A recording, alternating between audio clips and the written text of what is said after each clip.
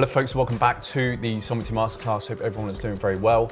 In this video presentation, I'm going to be breaking down the notes that I've taken out of the ABCs of the UCC, Article 3, negotiable instruments, and Article 4, bank deposits, collections, and other modern payment systems. Okay, I want to emphasize this is a very, very important module for us to fully understand off the back of our hands when it comes to this more advanced process, especially for those guys who've already gone through the advanced treasury pack and had their bonds cured, because this is going to be so essential to learn in order to become your own private banker and control all of your notes, bills of exchange, okay, debt instruments and securities when it comes to doing your recoupments and discharging your debts, because we need to understand the whole procedure and the regulation surrounding how these instruments are governed. Okay, and what you'll find is it's all drawn from the UCC Article 3 of what has come before with the Bills of Exchange Act 1882 and some of the international laws under the UNCITRAL,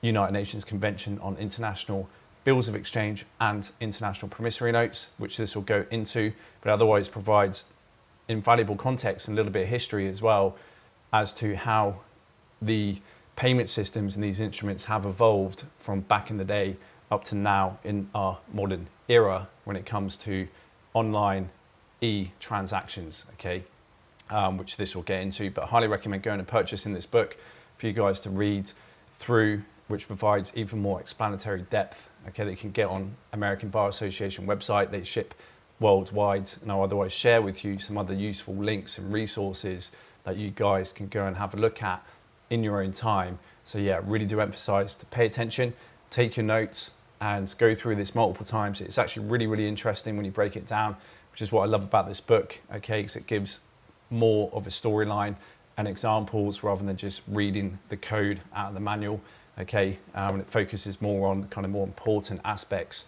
of the codes that will be applying to us as sui juris private bankers when we're administering and managing our own estate. Okay, so that being said, let's dive straight into these notes. So it starts off, the law embodied in Articles 3 and 4 of the Uniform Commercial Code has its origins in the Middle Ages. Merchants travelling to the great trade fairs of medieval Europe could not risk carrying gold and silver coin along dangerous roads and sea lanes. They devised a manner of paying for goods with paper rather than coin. A merchant who had sold goods to a buyer would, through the use of a written instrument, direct the buyer to pay a third person or payee.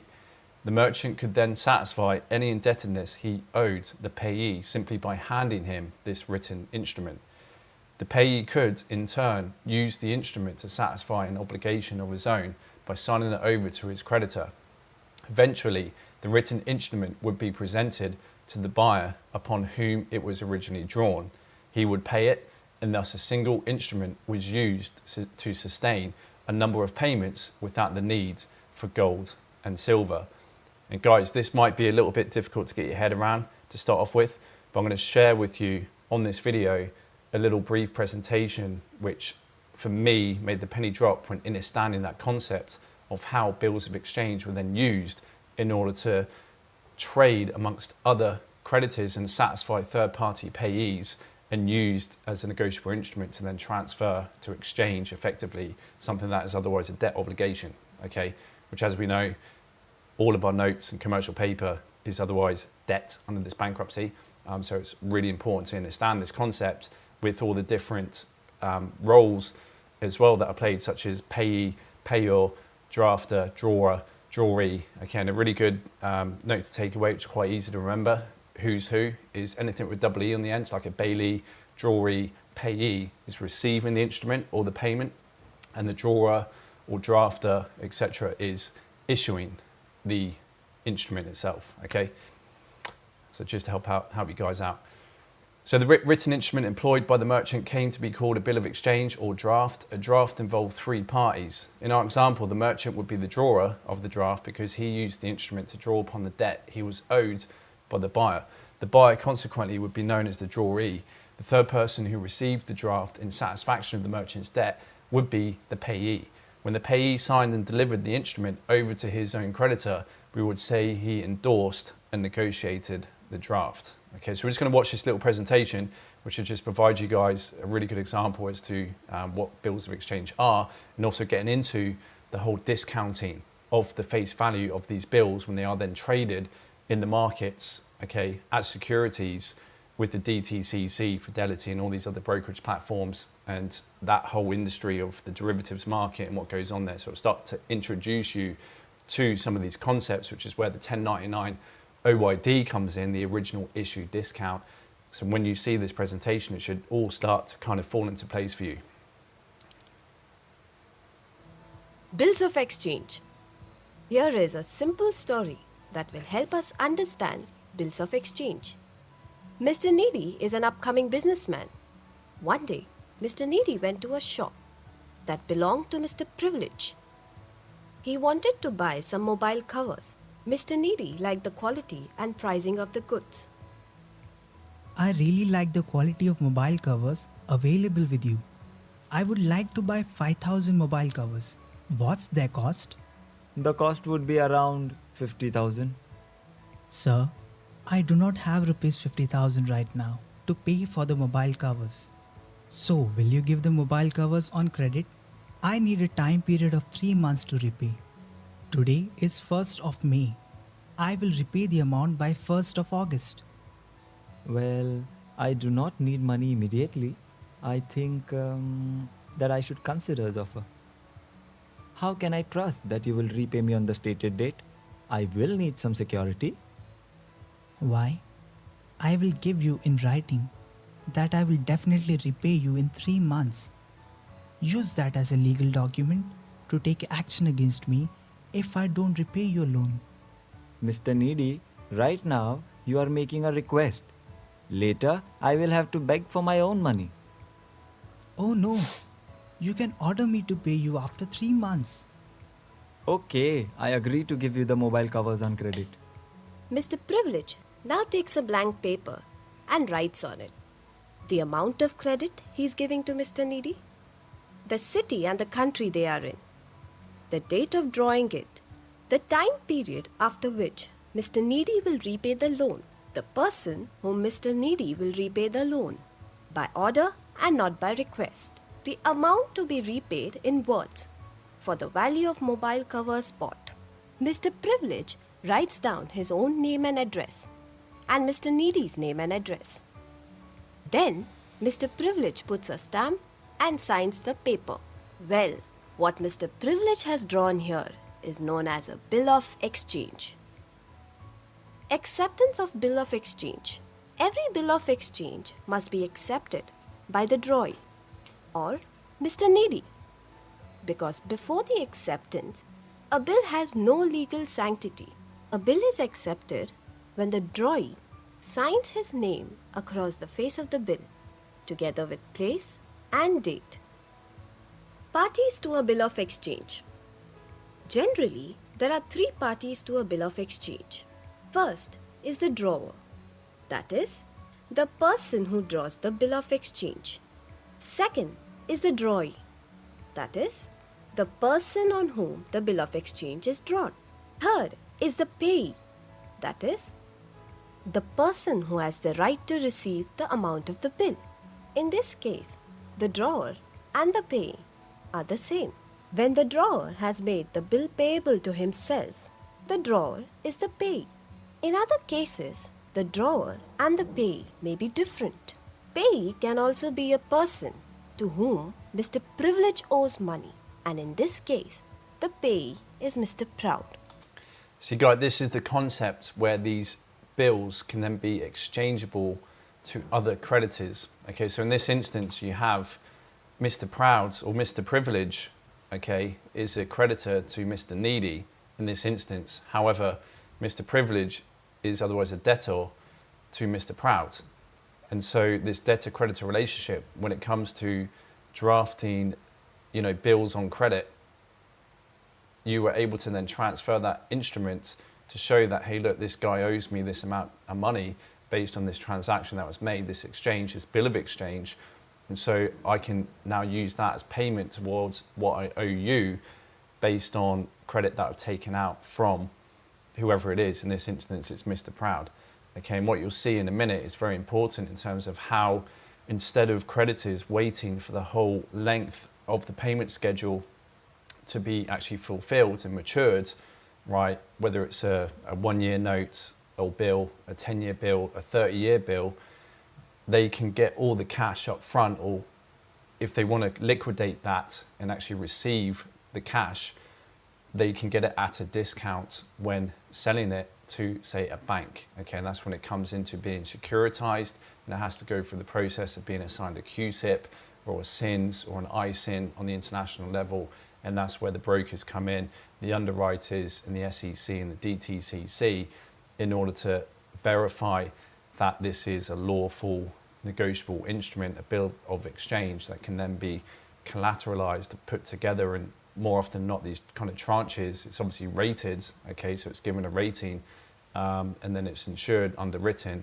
and then released into the market, often pulled together with other asset-backed securities, okay, collateralized debt obligations, and then traded on the markets and deposited into funds where anyone who's got access to the investment markets can then purchase the rights to the bill or the note in order to receive the dividend payouts, okay, which is literally just the repayments of that given instrument that that debtor took on in the first place from the creditor, who then sold it in order to release some of the cash up front, but on a discount.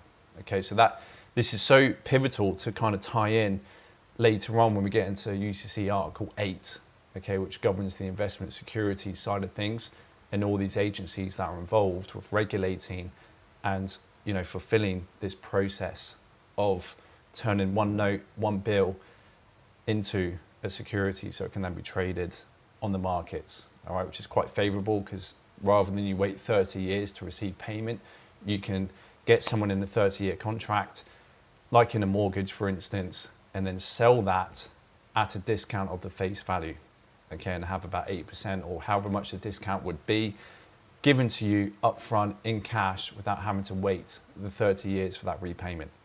The privilege owes money, and in this case, the payee is Mr. Proud. Essentials of a bill of exchange. A bill of exchange must contain the following details. Date. The date of the bill must be stated correctly. The date of maturity is calculated 3 months after the date of drawing. Amount. The amount is written on the left-hand top corner of the bill in figures. It is again stated in words in the body of the bill. The amount must be the same both in figures and words. Drawee's name and address.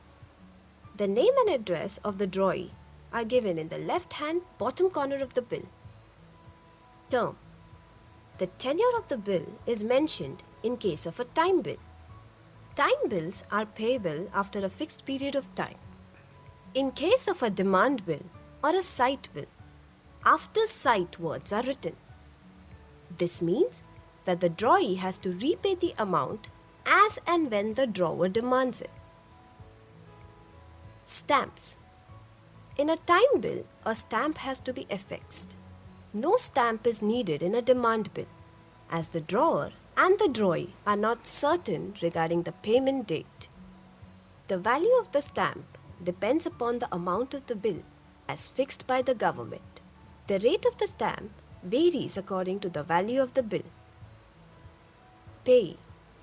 If the drawer himself is the payee, the fact is stated in the bill. But if he is not the payee, he mentions a third party's name, that is, Mr. Proud, who he owes money to. For value received. As a matter of custom, these words are stated in a bill of exchange. They imply that the drawer has received the value in consideration of the transaction on which the bill is drawn. Signature. The drawer puts down his signature on the right-hand bottom corner of the bill. Discounting of bill of exchange. Let us understand what this means. In case Mr. Privilege needs money before the maturity date, he will have to discount the bill of exchange. Discounting of a bill means Selling the bill before the due date to a bank. The bank charges discount as it needs commission for its service rendered.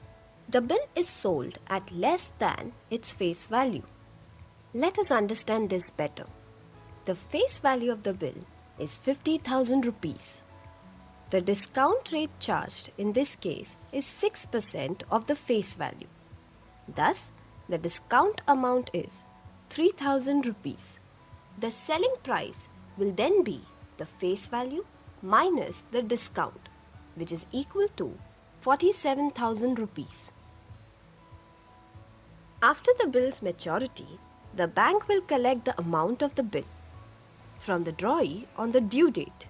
In case the bill is dishonored on maturity, the bank can recover the payment from the drawer. The bank may rediscount the bill with the Reserve Bank of India. Whenever it is in need of money, RBI may rediscount the bill at a certain rate, say 2% of the face value. This time, the discount amount comes to 1,000 rupees. RBI will give the remaining amount, which is 49,000 rupees, to the bank for meeting its financial need. So students, we learned what a bill of exchange is, the parties and the essentials of the bill, and also the process of discounting and rediscounting. Bills of exchange facilitate trade without the involvement of money, due to which they are used on a large scale. Amount comes to. So you can see, guys, it's a really good breakdown. I mean, I was kind of struggling a little bit to understand this concept of bills of exchange until I watched this video, which kind of put it all into place. And I was like, there we go. So really, really good explanation. And especially going into the discounting, okay, when these debt obligations are then turned into a security and then traded on the market, sold to a bank or broker. It's normally to a Series 7 broker who has the rights to purchase or turn that debt obligation into a security, right? Because they basically grade it. So it needs to be graded by some of these rating agencies like Moody's, okay, or Standard & Poor. And that is then traded on the markets, okay, with the necessary risk associated to it and the discount that's given to that instrument based on the risk, okay, which is all down to the rating or the kind of, I guess, the credit rating of the individual, whether it's a corporation, a person, or even a country when it comes to municipal bonds, okay, of that given person, that entity, all right, which will determine the discount on how much they're going to give to you, because obviously based on, say, for instance, a country that is, you know, isn't doing too well economically and their risk of default is quite high, then there's obviously going to be a bigger discount given to you if you try to sell that on, because there's no guarantee, given the state of affairs, that they're going to be able to pay that back in full. Whereas someone who's got a good credit rating is more than likely going to have full repayment plus the interest that goes on top of that. Okay, so you can see here that one debt obligation, so a loan or a mortgage agreement that you sign, could be traded multiple times within that 30-year period whilst you're on that hamster wheel of repaying that debt. Okay, and it just swaps hands, it gets discounted, and it can go through an unlimited number of investors. And not only that, but off the back of that one security instrument, they can also create derivative instruments, okay, in the derivative markets, where they actually bet on the back of that security through options contracts, futures contracts, etc. So it's pretty much insane, and this is why the debt continues to rise, because it's just one giant casino where all these guys and people, individuals who know about this stuff are making a hell of a lot of money. So this is going to help aid us in our understanding when it comes to us, you know, obviously doing our recoupment, which this article will get into later too, which I'll give an example, which will help tie in exactly what we're doing when it comes to the Advanced Treasury Pack. When liquidating the estate, okay, the rights in recoupment, especially as holders in due course or protected holders under the Unison Trial Convention. Okay, so it's all very interesting. It's all going to help aid in the more advanced aspects of this journey of understanding these bits of paper that are governing the world, which are just debt notes, debt obligations, okay, debtors. Debt is sin. They even have one on the QSIP, right? It's one of the QSIP international network services is called SINs, and you've got the International Securities Identification Numbers, which is ISIN. Okay, so we're kind of rubbing it in our faces a little bit, but that's for another presentation when we get into breaking down how these securities are assigned and kind of regulated and tracked and cleared and settled through that whole industry that is set up and those mechanisms in UCC Articles 8, which covers investment securities. Okay, so that's one to look forward to. But like I said, this one's such a important one to fully understand because it's going to tie in beautifully with Articles 8, investment securities, and Articles 9, secure transactions, and also Article 7, documents of title, okay, and also Article 5, letters of credit. Okay, so it's just going to help with your understanding when it comes to administering your own estate and becoming your own private banker. All right, just, I know I'm flogging a dead horse here, but so very important you guys like fully understand this concept. Okay, so the book continues to talk a little bit more about the history, so which is quite interesting. So over time, the medieval merchants developed customs and practices in handling bills of exchange. Because the bills were used as a medium of exchange, it was necessary to develop rules that made the instrument freely transferable and that separated the obligation to pay a bill from the original transaction that gave rise to the instrument. The rules the merchants developed became known as the law merchant and were applied across Europe in the mercantile courts. The law merchant made bills of exchange negotiable, that is, transferable by endorsement, free of claims and defences arising from the transactions in which the bills were originally issued. By the beginning of the 18th century, English judges had incorporated the rules of the law merchant governing bills of exchange into the common law. By that time as well, Parliament had sanctioned the negotiability of promissory notes. Now, a note is a two-way party instrument. Okay, you have the maker of a note undertakes to pay another, the payee. Notes evince an indebtedness the maker owes the payee. In the 17th century and 18th centuries, notes were commonly used to make payments. Banks would issue their notes for coin deposited with them. Any bearer of the note could redeem it for specie, so the notes were valued for exchange. The 1702 Statute of Anne made notes negotiable by endorsement and delivery, just like bills of exchange.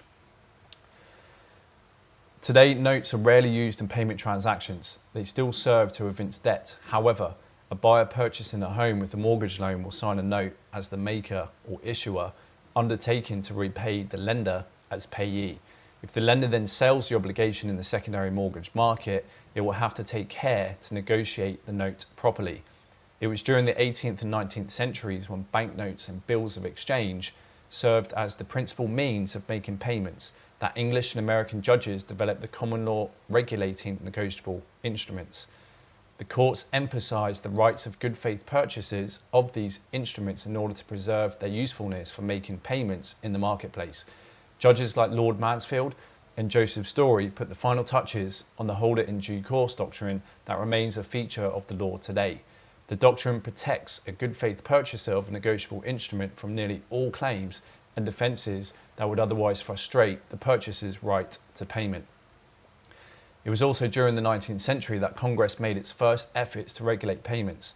During the first half of the 19th century, notes issued by state-chartered banks were used in commerce like money. Naturally, there were abuses. Shaky banks issued notes backed by little specie. I think fractional reserve lending still goes on today. Others directed that their notes were redeemable in coin only at remote branches, confident that few holders of the notes would traverse dangerous backwards roads to obtain their specie. I mean, these banksters back then knew they were onto something pretty good, okay, by setting this up. Dishing out more notes than there were actually specie gold coins and silver coins on deposit. As a result of these practices and the ever-present risk of bank failures, notes were discounted on the basis of the creditworthiness of the banks that issued them. A 19th century merchant had to keep close track of how far a given bank's notes traded below par. Congress attempted to bring some order to this chaos after the Civil War. In order to favour the greenbacks issued by national banks, Congress enacted a discriminatory tax on state bank notes. The federal plan, like so much regulation, had unintended consequences. State banks staved off disaster by encouraging the use of checking accounts, and Americans have used them ever since as a means of making payments. Because a check is simply a draft drawn on a bank, the common law of negotiable instruments applied to many aspects of the transaction. Check collections, however, were generally governed by private agreement among banks, which establishes elaborate correspondent relationships and fee structures to collect checks deposited with them drawn on other banks. The Uniform Commercial Code statutory antecedents, in 1982, Parliament codified many of the common law principles of negotiable instruments law in the British Bills of Exchange Act. The need for codification was even greater in the United States. During the 19th century, the federal courts had given a measure of uniformity to the American law of negotiable instruments. In this era, before the development of the Erie Doctrine, if you guys remember, it's the Erie Railroad versus Tompkins case mentioned in the UCC connection, which otherwise was the first case in America that kind of implemented this bankruptcy law of Admiralty Maritime jurisdiction, where we're now out of the common law and into the colouring of the law. That was the case law that kind of was the turning point in the courts for that to take place off the back of announcing the bankruptcy. The US courts fashioned a federal common law of negotiable instruments and diversity of citizenship cases. The federal courts simply did not decide enough cases, however, to prevent a marked lack of uniformity from developing in the American law of bills and notes created by the courts of the various states.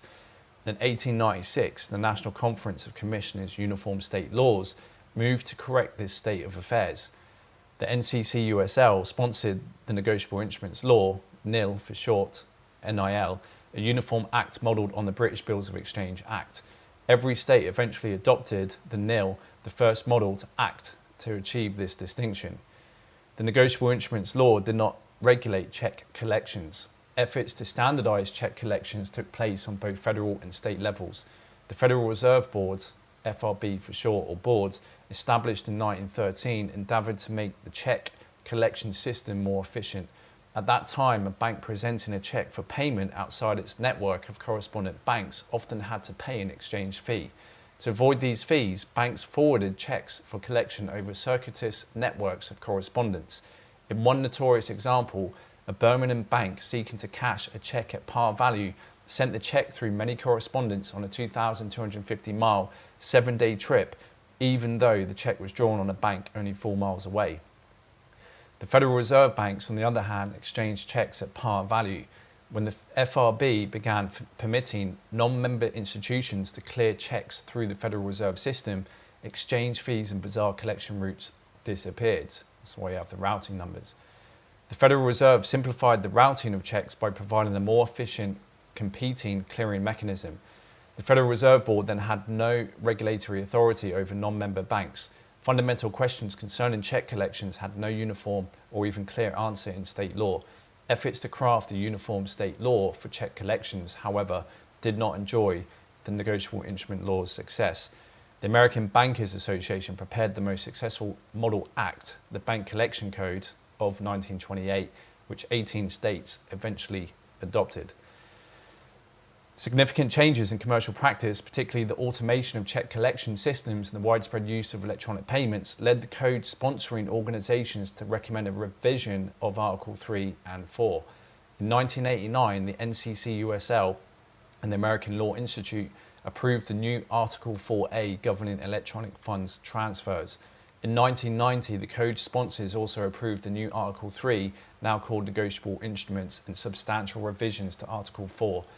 The new Article 3 and revised Article 4 were adopted in every state but New York. And what's interesting, guys, for those of you who will get your hands on the ABCs of the UCC, when you read through, a lot of mention of New York is separate to the rest of the states of America and worldwide.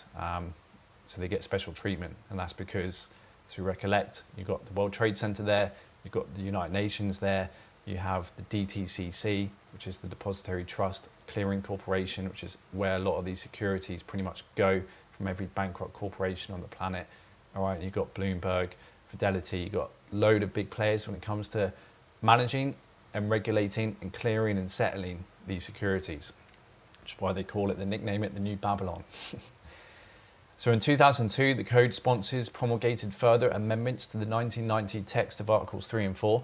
These amendments have generally been less well received by state legislatures than previous revisions. Only a dozen states have adopted the 2002 amendments that the Federal Reserve Board has incorporated some of the proposals in federal regulations that have effect nationwide. This book describes the salient features of the 1990 version of Articles 3 and 4 and the 2002 amendments. It continues, in recent years, concern for consumer interests has led Congress and the federal regulatory agencies to enter the field. Too often, the holder in due course doctrine shielded sharp and deceptive sales practices. As a result, the Federal Trade Commission adopted rules curtailing the doctrine's application in consumer transactions. Complaints from depositors that banks unreasonably delayed making funds available from deposited checks led Congress to enact the Expedited Funds Availability Act that took effect in 1988. That act required banks to make funds available for withdrawal soon after the deposit of a check. The act also expanded the FRB's authority over check collections. The FRB used that authority to assure that a bank that had accepted a check for deposit would receive prompt notice of its dishonour. In 2003, Congress enacted another piece of landmark legislation governing check collections. With the Check Clearing for the 21st Century Act, abbreviated to Check 21 Act, Congress adopted a framework that permits banks to truncate check collections. Traditionally, banks collected checks by physically transporting them from the bank of deposit to the bank on which they were drawn. The Check 21 Act gave banks a means of avoiding the transportation costs associated with bank couriers, trucks, and jets. The Act permitted banks to convert a check into a digital image that could be forwarded to other banks for collection electronically. In addition to discussing federal law and its impact on contemporary check collections, this work will also review federal regulation of other modern payment systems. The use of credit cards as payment mechanism took off in the late 1960s when Bank of America introduced the Bank Americard, later known as Visa, and a group of other banks created the Interbank Card Association that issued MasterCards. Now I don't know whether this is true, but I've seen a breakdown of Visa, which obviously is what is used in commercial transactions as well as actually traveling in order to gain access to certain areas of the planet of these bankrupt corporations, that the VI is a 6, and the S in either ancient Babylon or Sumerian, likewise the A also represents a 6 in that language. And obviously what does that add up to? 666, as we know. Mark of the Beast is our trademark, it's our straw man, and it's the only thing that is able to be dragged down into this world of sin, which is debt, in order to transact and speak to other dead corpses, which are just corporations. That's what makes corporations speak, and that's how we can engage in the world of the dead, which is via a straw man. And obviously everything that we're teaching, or I'm teaching, and what we're doing on this course and on this journey is to take back control of our straw man, to be the master puppet, not be surety and accommodation party to that, but as principal beneficiary or executive beneficiary, managing that estate, liquidating it, becoming a secured party and creditors with the UCC 1 filing, and everything else that we're doing for the affidavits, status correction papers, and just, behaving and seeing to be acting and signing without liability always, all right? Behavior must match our assertions, substance over form.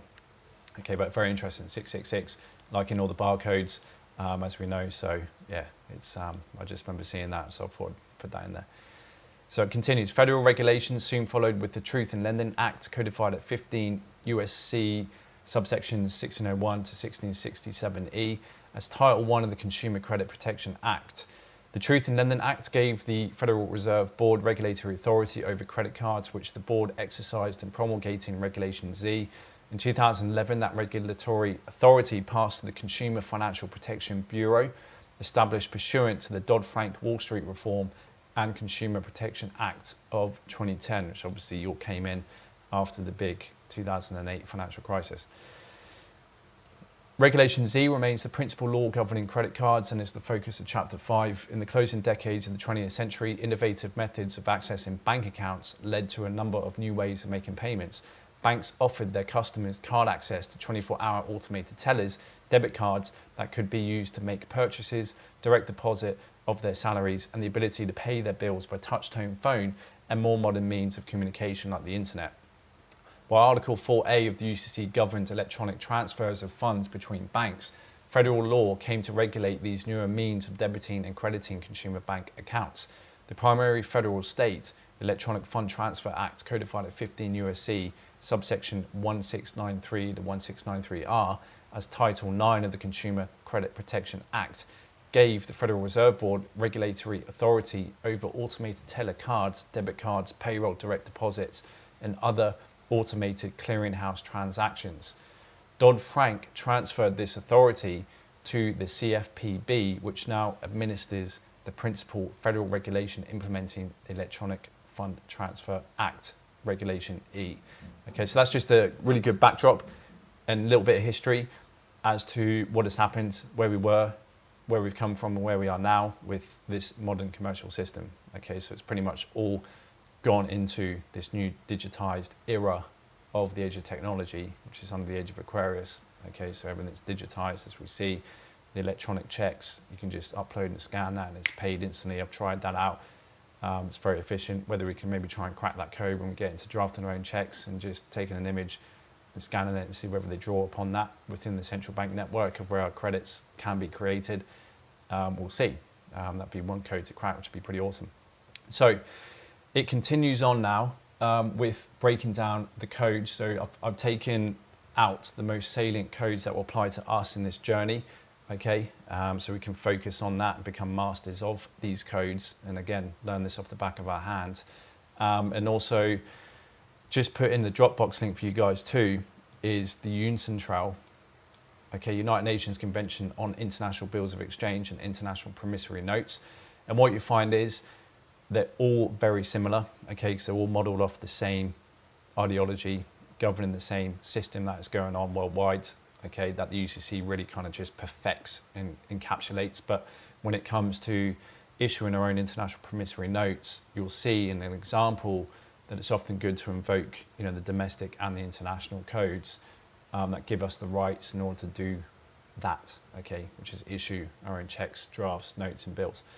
So you have the United Nations Convention on International Bills of Exchange and International Promissory Notes, which is otherwise governed under the United Nations Commission on International Trade Law, which is Unison Trail for short. Okay, so the General Assembly of the United Nations adopted the United Nations Convention on International Bills of Exchange and International Promissory Notes in 1988 as part of its ongoing effort to establish universal norms for commercial interchange. Now we have here section 3102A of the UCC states that Article 3 applies to negotiable instruments. The code recognises two general categories of negotiable instruments corresponding to the traditional bills and notes. So a three-party instrument where a drawer orders a drawee to pay another is called a draft under the code. A two-party instrument where the maker promises to pay another is called a note. Okay, so just remember back into the bills of exchange example, a three-party instrument where a drawer, orders a drawee to pay another is called a draft. Okay, where in this instance, the payee can also be the same person who issued the credit in the first place, the drawer, or it can also be a third party such as a bank, or again, another creditor for whom the drawer might be a debtor to. Okay, and then you've got a two-party instrument where the maker promises to pay another is just simply called a note. If a bank promises to repay a sum deposited with it, the code calls the undertaking a certificate of deposit in subsection 3104J. If a draft is drawn on a bank and made payable on demand, the instrument is a check, and that's codified in 3104F. In recent years, financial institutions have offered their customers a wide array of instruments to serve specific needs. These instruments include items like traveller's checks, which require counter-signature matching a specimen, cashier's checks, instruments drawn on a bank by itself, teller checks, instruments drawn by one financial institution on another, and personal money orders, which often are simply machine embossed checks. We have Article 3 excludes from its scope transactions in money, meaning any instrument officially adopted by a government as a medium of exchange, even though that is a promissory note, okay, in its basic form. That's all it is. It's a promise to pay. It's a promissory note, okay? But it's classified as money because it's legally decreed so, which comes good for taxes, the payment of taxes, and is also accepted amongst society as legal tender. And that is basically what qualifies any note to become known as money within any governmental social construct under this bankruptcy. So the formal requisites of negotiability, even though an instrument is styled as a draft or note, it nevertheless must satisfy well-established requirements of form to be negotiable. For the most part, these requirements date back to the law merchant. They are recognised internationally in Articles 1 through 3, okay, of the United Nations Convention on International Bills of Exchange and International Promissory Notes in language that closely follows that of the UCC. So good homework for you guys off the back of this presentation is for you to go through and see and read through these articles, just to do some homework and see that it's all tying in and saying the same thing. So the UCC lists the requisites of negotiability in subsection 3104A as a negotiable instrument is a 1. Signed writing that states an unconditional promise or order to pay a fixed amount of money to order or bearer on demand or at a definite time and contains no other undertaking or instruction other than those allowed by the code. Okay, so that's one really important thing to take note of, okay, which is a must when issuing your own checks, drafts, bills and notes. And I have an example down here, okay, we're going to pull up a little exercise that we can do, that we can otherwise check out. For instance, a British pound note. So we need a negotiable instrument is a 1 signed. There we go, we've got the chief cashier has a signature on this note.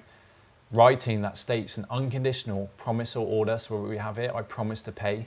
Okay, there we go. To pay a fixed amount of money to order or bearer. I promise to pay the bearer.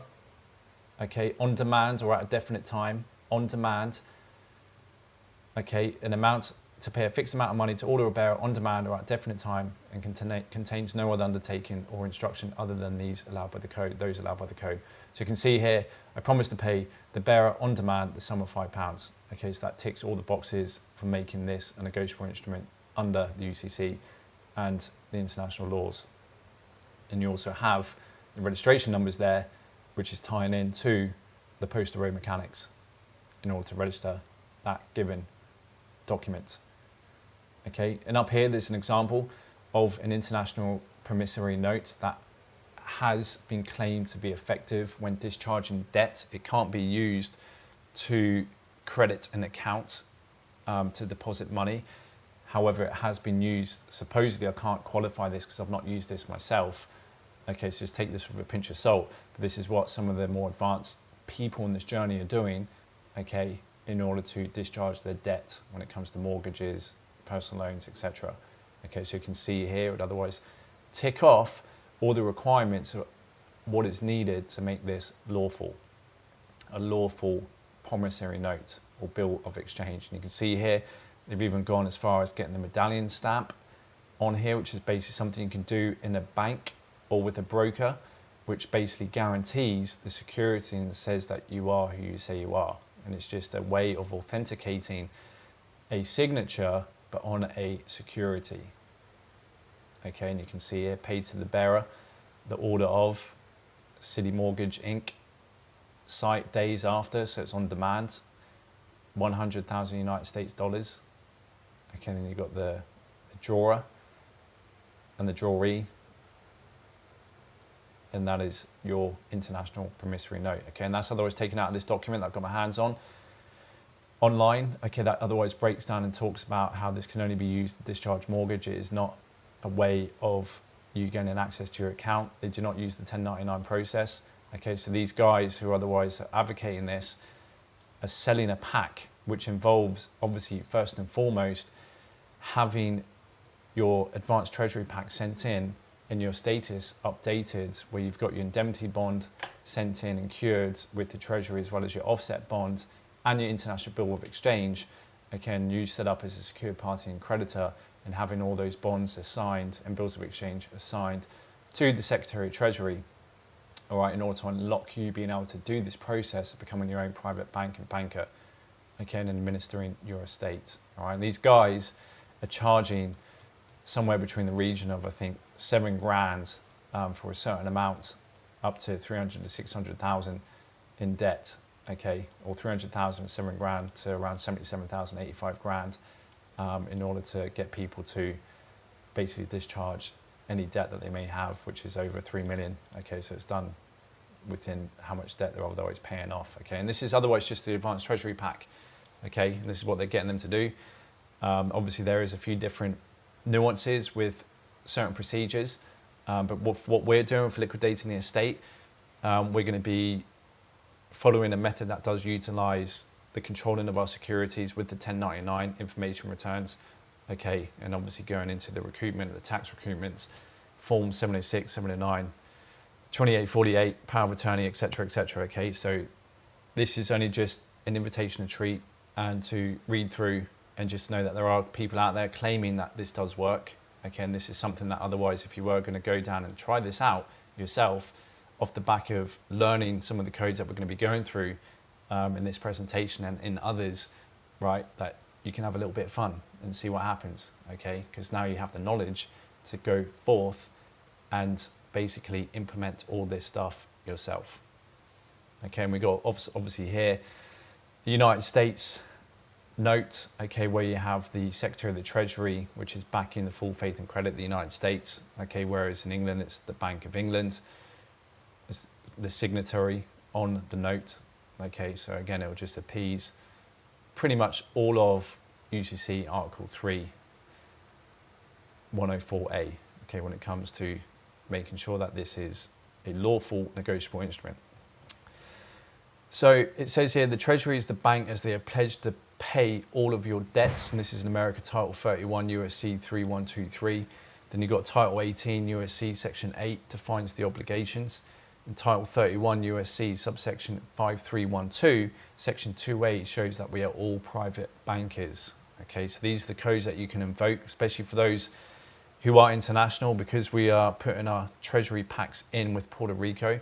They're an international trust. We can only gain certain benefits and privileges, okay, when it comes to doing the recoupments and accessing our securities when going through America in order to do this. And we can invoke these codes again in order to draw upon our rights to do what we're doing in order to access our ability to draw unlimited credit and access our unlimited exemption, okay, and do our bankers' acceptances, discharging the debt, tax recoupments, administering our estate every year, liquidating our estate first and then administering it every year after that, etc., etc., accessing the unifying tax credits, okay. So these are the codes that basically telling us, they are telling us who we are and what right we have, okay, in order to go about the world of commerce, get things set off, discharged and otherwise access, and create our own credit. It's just knowing how to control these notes and instruments and securities, okay, which is what this is all about, the UCC articles. Okay, so it continues.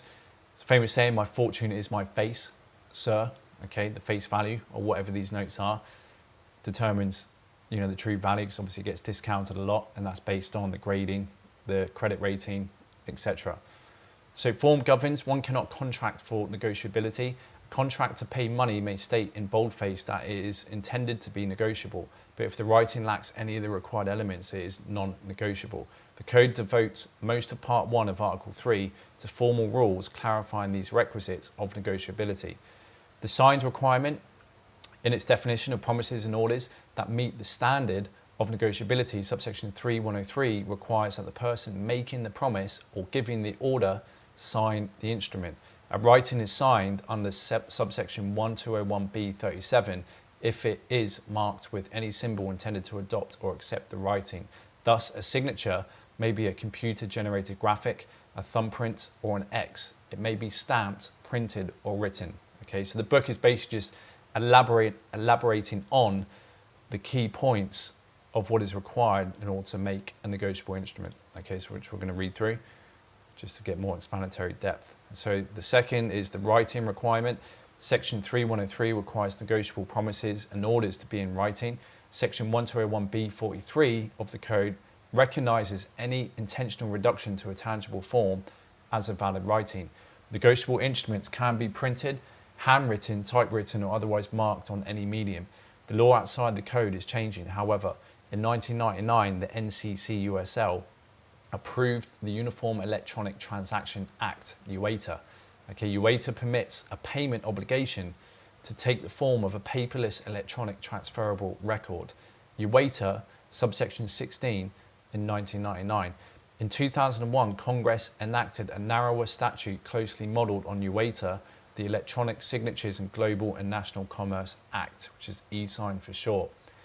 E-sign allows real estate mortgage obligations to take the form of electronic transferable records, codified in 15 USC subsection 7021 back in 2014. Because the law of negotiable instrument requires a token, it cannot recognise oral negotiable instruments. The unconditional requirement in section 3104, the promise or order to pay money in negotiable draft or note must be unconditional. Obviously, an instrument could not serve its traditional function as an easily transferable means of payment if it were encumbered with conditions. And we have the requirement of a promise or order. A negotiable instrument must set forth either a promise or an order to pay money. Under subsection 3103A9, a person signing a negotiable note must expressly undertake the obligation to pay. A document that merely acknowledges indebtedness, like an IOU, is not negotiable. It's good form to use the word promise in a note, although the courts have found similar language sufficient. Under subsection 3103A6, the person signing a negotiable draft must give an order that is an unambiguous instruction to another to pay the instrument. The careful lawyer will use the verb pay in the imperative when preparing a draft. Banks and insurance companies often draw checks on themselves. In the case of the bank, such an instrument is known as a cashier's check, and that's codified in subsection 3104G. Typically, the bank receives funds from a depositor who requests the cashier's check. On the face of the instrument, the depositor is generally identified as the remitter, with the issuing bank identified as both the drawer and drawee. The 1990 revision of subsection 3103A6 clarifies that one may draw a draft on oneself. It also permits a payee to be identified by an account number. Then we have the fixed amount of money requirement. Again, a negotiable instrument must call for payment of a fixed amount of money with or without interest or other charges, codified in subsection 3104A. The official comment to subsection 3112 notes that this phrase means the principal amount of an obligation must appear as a sum certain in a negotiable instrument. Only an obligation payable in money can be negotiable. The general provisions of the code recognises money a medium of exchange sanctioned by a government. Thus, instruments payable in pounds, francs, pesos and euros, for example, are all negotiable. Because the code requires a negotiable instrument to state a sum certain, a blank cheque is non-negotiable. The code regards a cheque or other negotiable instrument from where the amount line has been left blank as an incomplete instrument. We have the requirement that an instrument be payable to order or bearer. A negotiable instrument must include words of negotiability. Okay, must state expressly that it is either payable to the order of an identified person or to bearer, subsection 3109, as seen on the British pound sterling £5 note. Because everyone understands that cheques operate as a payment medium and banks process the payment of cheques through automated means, the current code does not require a cheque to state words of negotiability, and that's in subsection 3104C, which makes sense. The payable on demand or at a definite time requirement, because section 3104 requires that a negotiable instrument be payable either on demand or at a definite time. An instrument is payable on demand if it states it is payable at sight or uses some other expression that indicates it is payable at the will of the holder. An instrument is also payable on demand if it states no time for repayment, subsection 3108A. And we have, last but not least, the requirement that negotiable instruments state no other undertaking or instruction. So the final requisite of negotiability in subsection 3104 has a long history in the common law. To be negotiable, an instrument must not state any undertaking or give any instruction other than the promise or order to pay money. In the famous phrase of Chief Justice Gibson of the Supreme Court of Pennsylvania, a negotiable instrument must be a courier without luggage. That was in Overton versus Tyler back in 1846. Okay, so that's breaking down, giving a little bit more in depth to the lawful requirements under subsection 3104A of what makes anything a negotiable instrument. Okay, and if you actually have a look here, you can see some of the codes, obviously codified UCC 3104A, negotiable instruments, okay, and also the public law, 7310 United States Public Policy, House Joint Resolutions, where they create the straw man worldwide, 192 June 5th, right? Prior to which everyone's name was entered into the Bible. After that, it was all, given this whole birth certificate registration, which is all under bankruptcy, where we're pledged as collateral for the debt. And then you also got it codified in USC, so they quote the United States articles as well as the UCC, as well as also the international bills of exchange. So you can see here the United Nations, so the Geneva Convention, Article 75, and the United Nations, which should be under UNCITRAL, but it's UNCIBE and IPN, okay, Convention on International Bills of Exchange and International Promissory Notes. You've got Articles 2 to 10, 12, 13, 36, 39, 46, 3, 47, and 55. So basically, guys, these codes under the United Nations is otherwise governing or giving us the rights to issue what is required under a negotiable instrument, a promissory note, okay, bills of exchange.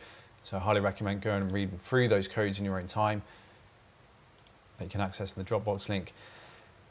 Then further it goes on, an obligation, debt of the United States, codified, redeemable and lawful currency of exchange, Florida Secretary of State, UCC registered number, so it's important. In order to control your notes and securities, to have it registered, okay, in order to turn a note into a security, you must register it, okay, first and foremost within the postal network, but then also on the UCC. That's how you control your securities and assign it to the payee or the drawees who have to perform on the instrument that is issued to them. Okay, payable on demand, so it ticks all the boxes, non-interest rate, note series, etc., etc. Okay, you've got it signed down there, and there we have it. That is an international promissory note.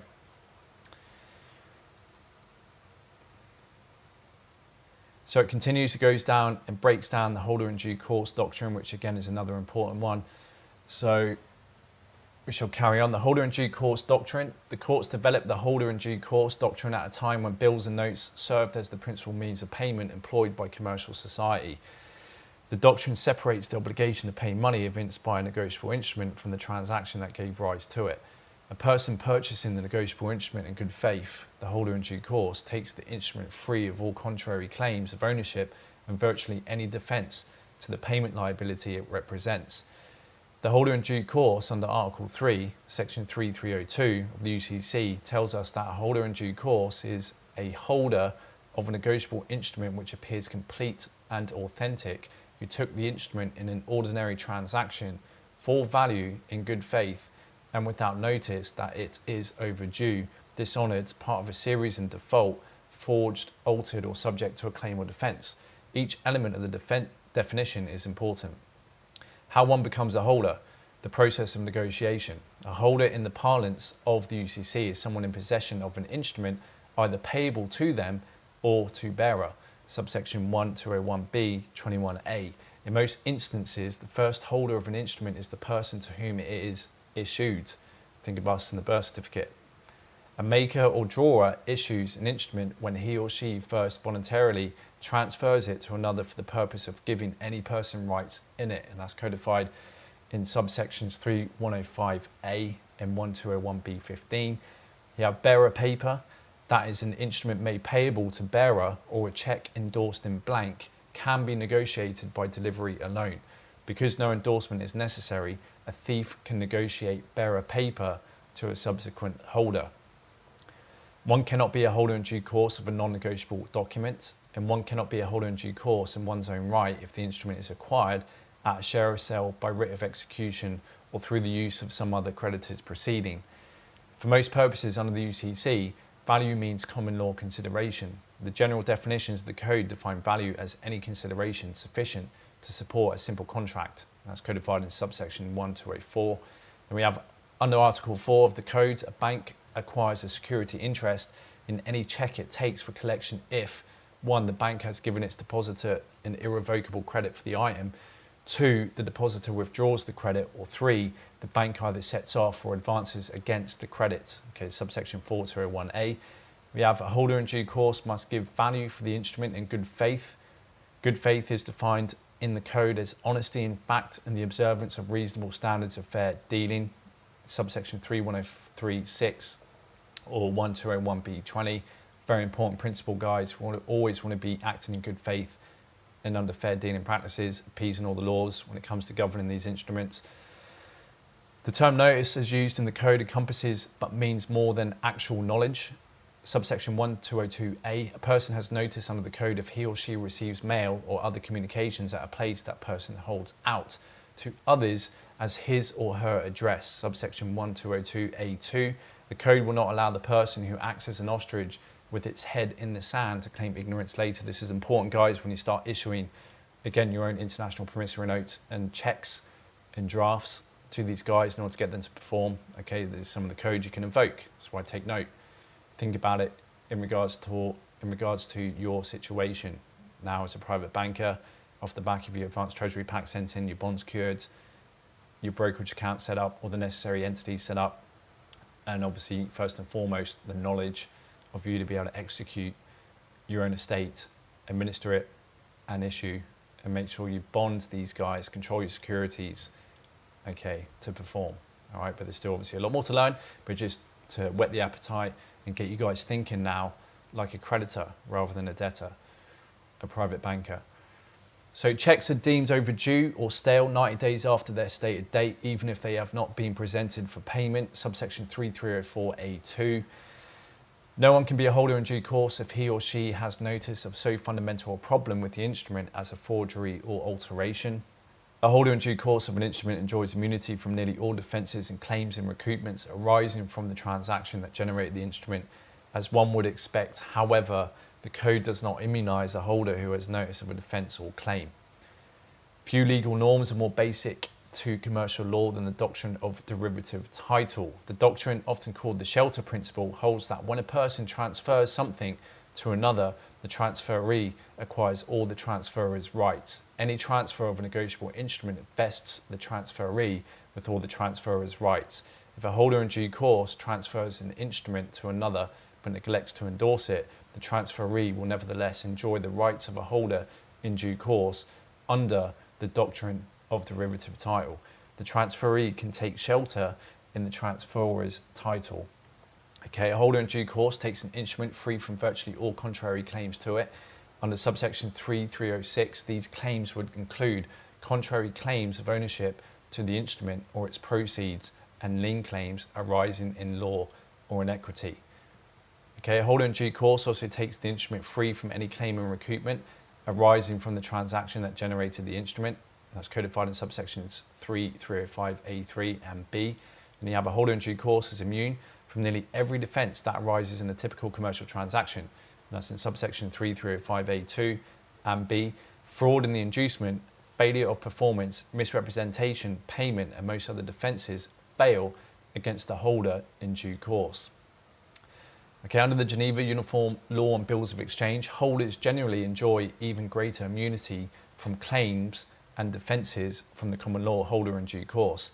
The Convention affords considerable protection to protected holders. It's easier to attain the status of a protected holder than it is to attain the status of a UCC holder in due course. Okay, generally a protected holder must hold a complete or completable instrument by negotiation that is not overdue. It must have knowledge of a claim or defence to it. The definition does not require the giving of value and does not impose a general obligation of good faith. A protected holder need only show that he did not obtain the instrument by fraud or theft or participate in a fraud or theft concerning it.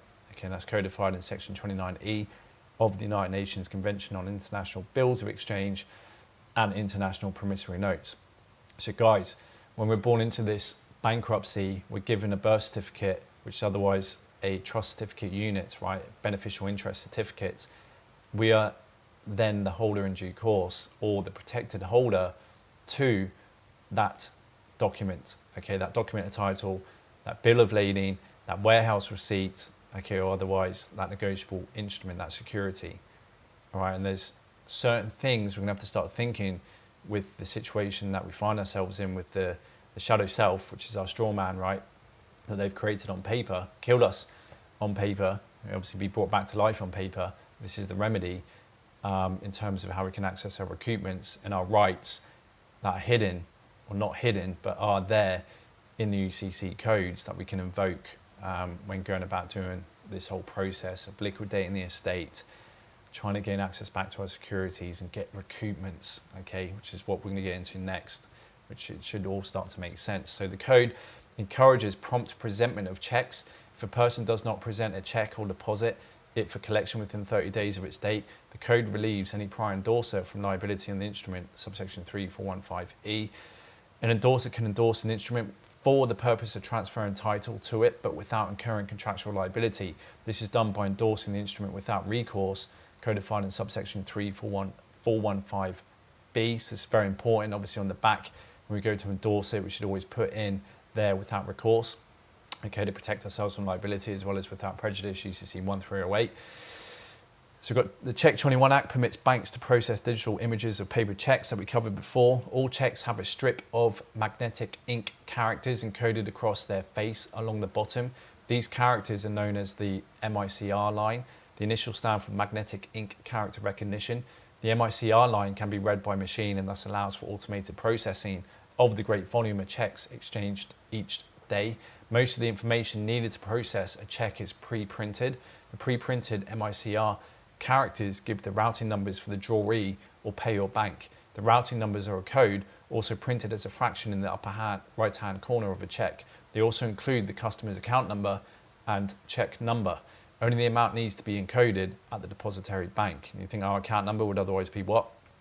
Our social security number or national insurance number, depending on where you are, the equivalent, okay? But yeah, we'll get into that obviously in future presentations when we go into drafting up our own checks, which is involved with the whole recoupment process. So generally, settlement must occur by midnight of the banking day the item was received in subsection 4302A1. We've got here a clearinghouse is an organisation of local banks in which the banks agree to exchange the checks their customers draw against and to one another every day. The exchange can be made at a central location, thus eliminating the need for couriers to run around town all day. Settlement can occur through the clearinghouse, where all the checks drawn on the members can be netted against all the checks made payable to customer accounts held by the members. If at the end of the day a member bank owes more to the other members than the member bank is due from them, the member bank can settle with a single transfer of funds to the clearinghouse. The New York clearinghouse exchanges millions each day. Now this is exactly the same as the DTCC, Depository Trust Clearing Corporation. It does exactly the same clearing and just balances the net purchases of the so-called stocks and securities at the end of each day, and then just makes up the difference between each investor, broker or bank, okay, in order to transfer the ownership of those securities that are traded throughout that day of trading. And it all, again, happens in New York. New York is New Babylon. That's where a lot of these international securities pass through and then are reissued globally. So a payer bank can dishonour a check under the UCC by returning it or by sending written notice of dishonour to the person who presented the check, codified in subsection 4301A. Under the code, a bank could satisfy this obligation simply by dropping the dishonoured check in the mail after stamping it, not sufficient funds, or giving some other reason for its dishonour. Okay, see subsection 1201B, 36A. Again, guys, if you're playing around with this, with the banks, when you get to that level, then again, make sure in your cover letters you invoke the right for them to be able to give you back your security. Obviously, when you've gone through learning how to control it appropriately with the UCC and the 1099As, forms, etc. Okay, but this is what you want to be codifying and invoking and citing in order to get them to perform under the code.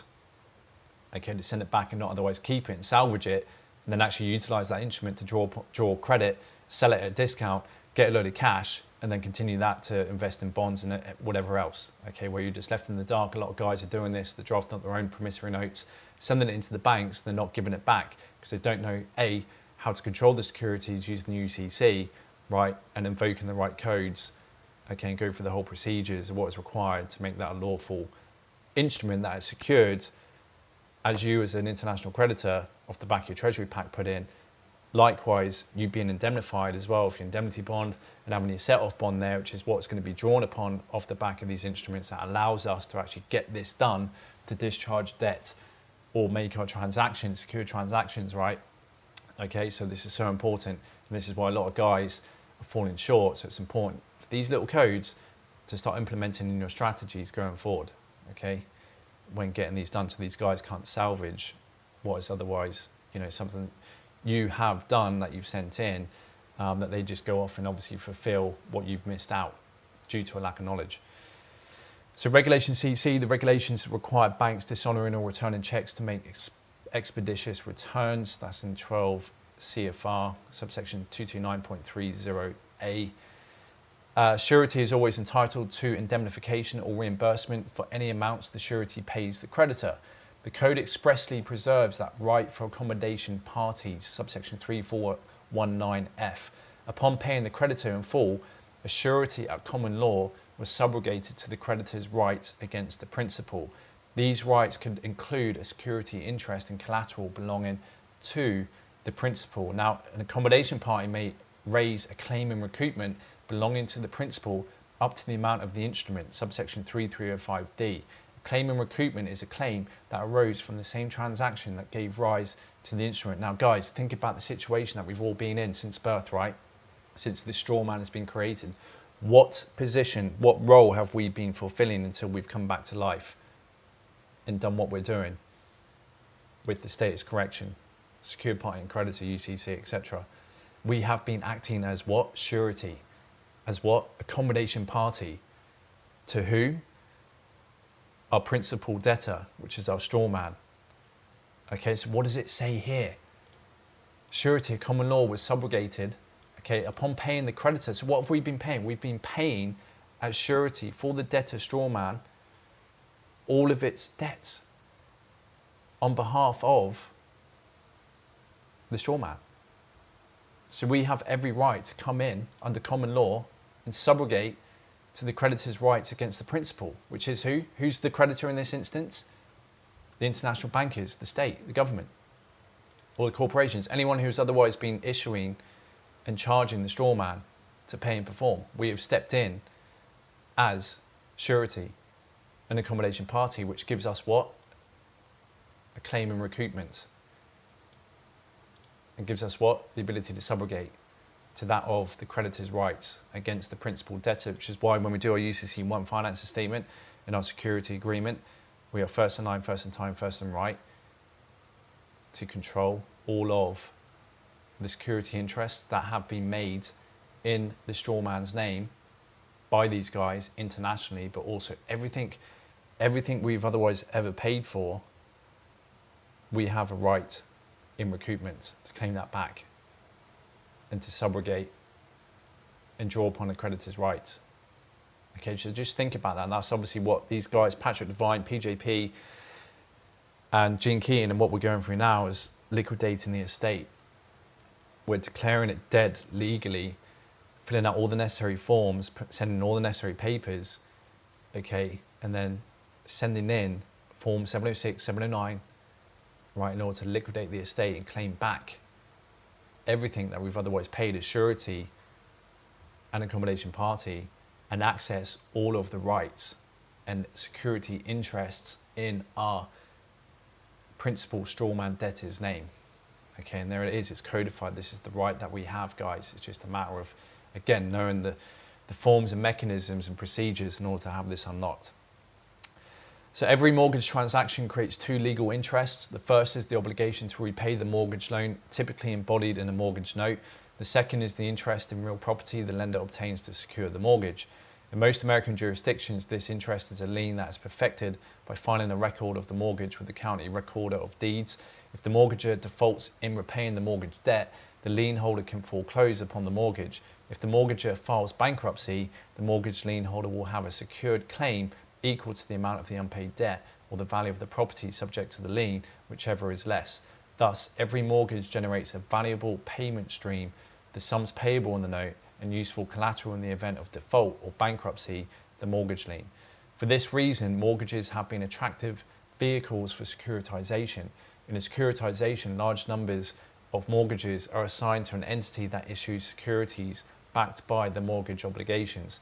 Lawyers structuring these transactions must assure that the entity is the holder or person entitled to enforce the mortgage notes. However, otherwise the entity is not entitled to either payments on the notes or to the right to foreclose on the underlying mortgages. And again, this is tying in to the discounting and the trading of these securities that are pooled into mutual funds, collateralized debt obligations, asset-backed securities. Okay, and this is obviously what led to the big '08 financial crisis, which is something that they obviously brought in all these Dodd-Frank regulations, Regulation Z, etc., to protect both sides, the creditors and the debtors, in order to prevent this from happening again. But of course, history does have a pattern of repeating itself. It always does when we have these recessionary cycles of increasing and decreasing interest rates to control inflation. It always exposes the bad debtors and the lending practices that aren't the best at actually rating the ability of the debtor to pay back that obligation. Okay, but that all comes to the surface whenever interest rates start rising. The cost of debt, which is just money, starts rising and exposing these debtors who have bitten off more than they can chew, basically. Okay, so it's all quite interesting, all ties in. So in Price versus Neal, back in 1762, Lord Mansfield decided that a drawee should know his drawer's signature and should therefore bear the loss if the drawee pays a draft bearing a forgery of the drawer's signature. At one time, banks routinely examined their customers' specimen signatures before deciding to pay a check. Today, they rarely do. I mean, the book, guys, goes into so much more in-depth processes and procedures and history and timeline as to the holder in due course and what was determined to be who should be liable when it comes to dealing with any fraudulent notes or instruments. It's quite interesting to read. So authority can rest on any doctrine recognised by the law of agency, subsection 3402. Okay, then we have a person found negligent under subsection 3405 can shift a portion of the loss to other negligent parties on a comparative negligence basis. In all instances, the burden of proving another's negligence lies with the party asserting it, and that's subsection 3405C, which is basically the old maxim, burden of proof is always on the claimant.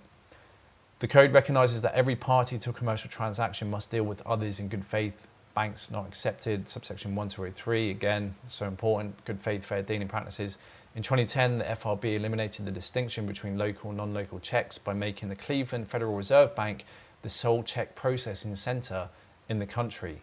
Okay, in general, the Expedited Funds Availability Act and Regulation CC require funds to be made available quickly when the risk to the bank of dishonour is low. Thus, cash deposits, electronic funds transfers, funds credited against government checks, certified checks, official bank checks, and checks drawn on the depository bank itself all must be made available to a depositor the next banking day following the day of deposit. The question of reasonable certainty is one of facts. The right to subrogation has its roots in equity. Regulation Z continues to be the chief federal law governing credit cards. Tragically, the shortcomings and vulnerability of a paper-based payment system heavily reliant on air couriers became painfully evident with the events of September 11, 2001. Congress responded by enacting the Check Clearing for the 21st Century Act, also known as the Check 21 Act. When the Check 21 Act took effect in 2004, all checks collected through the Federal Reserve System were paper. By 2013, over 99% of the checks collected through the system were deposited with the Federal Reserve Bank in electronic form.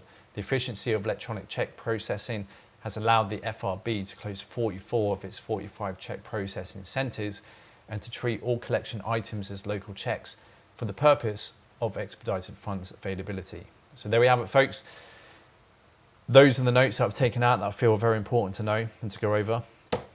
Again, go and buy the book, read it cover to cover, watch this presentation, read through the notes, make your own notes, watch the videos, read through the supplementary materials that I'm going to put in the Dropbox link. And also you have a very good video series online that I've shared a link for you guys that is otherwise going through this book. They basically base these presentations off the book, which explains using graphics and neat little presentations, some of the main concepts of UCC 3 Article 3 and 4. Okay, and it also goes into, off the back here, Article 5, letters of credit, okay, which is what we'll be going through next. So I shall see you then. Thanks for watching. Keep going over this. This is so important to know, okay, and it all tie in, obviously, when we get into doing the recoupment and accessing our unified tax credits and having a look at making up and drafting our own checks. Okay, it's part of the Advanced Treasury Pack. If you guys aren't there yet, don't worry about it. This is all going to help build your foundation, which is essential before even going away and practicing this stuff, okay? But you need certain things in place first, such as your indemnity bond, your set-off bond, your international bill of exchange, okay? Your UCC 1, UCC 3 assignments of the bonds, your security agreement, and all the other necessary forms sent in as part of the Advanced Treasury Pack to Puerto Rico, which is an international trust, to make you international creditor, and so you can start paving your way to gain the knowledge to become a private banker and start accessing your rights as a subrogated principal creditor to your straw man, who's in full control of all the security interest and it's pledged to you as your straw man debtor to you as a creditor, right? And your right in recoupment to claim back everything that you've otherwise kind of spent with being surety and accommodation party to the entity, all right, which gets into the tax returns with the recoupment, Form 76, Form 79, okay? But it all ties in, and it's all hidden in these codes with these key terminologies and laws that regulate all these procedures. So just keep studying, guys. It will click and fall into place. Every day is a school day, and before you know it, you'll get there. It's like riding a bike once it's all behind you. Okay, so I hope you enjoyed that presentation, and I'll see you over in the next one where we'll be going through quickly Article 5 letters of credit. All right, thanks for watching. I'll see you then. Cheers.